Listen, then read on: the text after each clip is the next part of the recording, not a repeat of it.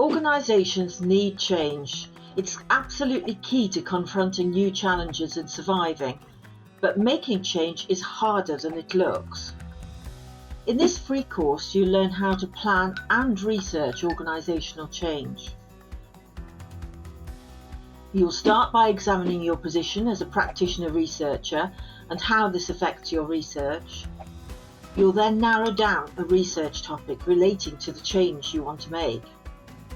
Next, you'll map out those stakeholders who can help you and those who stand in your way.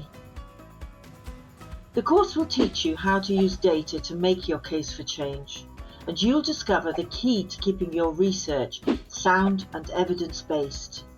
It's going to be a fascinating experience, full of insights into the world of organisational change, so why not jump in and give change a try?